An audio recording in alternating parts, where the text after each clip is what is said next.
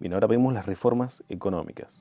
Una de las principales decisiones que se toman dentro de las reformas borbónicas es esta reforma económica que es conocida como el Decreto de Libre Comercio, que se decreta, en 1778. Bueno, esto buscaba una legalización del tráfico mercantil y buscaba también dar vida y utilizar rutas comerciales que habían sido olvidadas y habían condenado, digamos, algunos territorios al olvido. También se crean nuevos impuestos y se crean también aduanas, nuevas aduanas, y se aumentan los impuestos que ya existían. Bueno, esto no cae para nada bien a los criollos porque les estaban quitando poder económico, y se sentían como que no eran considerados parte del reino. Pero hasta ese momento ni siquiera se hablaba, esto hay que tenerlo muy en claro, ni siquiera se hablaba de independencia. Simplemente había un descontento. La idea de independencia por este momento ni siquiera estaba cerca de formularse. Dentro de las reformas religiosas, bueno, vamos a ver que los católicos, los que pertenecen a las órdenes católicas, tenían ciertos privilegios económicos. Bueno, estos privilegios son quitados y le ahorran a la corona española mucho dinero. Los principales que protestan contra esta reforma van a ser los jesuitas. Y finalmente, para no tener que tolerar las protestas, los jesuitas van a ser expulsados. Bueno, aquí vamos a hacer un repaso muy rápido de lo que ya hemos visto. En el tema económico se establece el libre comercio, se crean nuevas aduanas, se crean nuevos impuestos y se incrementan los impuestos que ya estaban. En el plano político vamos a ver que se crean las intendencias. Bueno, esto reemplaza, digamos, a lo que se llamaban corregimientos, que estaban a cargo de los corregidores. Bueno, este sistema era para controlar la población y los impuestos que debía pagar la población. En lo que es la reforma territorial, ya vimos que se crea el Virreinato de Nueva Granada, este es en 1717, y también se crea el Virreinato del Río de la Plata en 1776.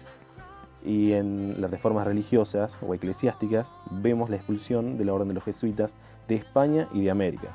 Esto hay que tenerlo muy claro. Se expulsa de España y de América en 1767. Y todas las riquezas que pertenecían a la iglesia son confiscadas. Los jesuitas van a intentar reclamar ante el Papa, pero tampoco van a ser recibidos por este. Aquí vamos a ver un mapa de la creación, un mapa antes de la creación de los dos nuevos virreinatos. El que está en verde es el Virreinato de Nueva España y el que está en naranja es el Virreinato del Perú. Todo este territorio, todo esto es lo que controlaba el Virreinato del Perú. Posteriormente, cuando se crea el Virreinato del Río de la Plata en 1776, va a perder mucho territorio. Y esta franja, que voy a hacer aquí con otro color, esta franja era controlada por la corona portuguesa. Luego de la creación de los virreinatos, así es como va a quedar el mapa político de la época. Aquí vemos el Virreinato del Río de la Plata, creado en 1776. Vamos a ver cómo su territorio va a acaparar la mayor parte del territorio que ocupaba el Virreinato de Perú. Toda esta zona se va a ver reducida para el Virreinato del Perú.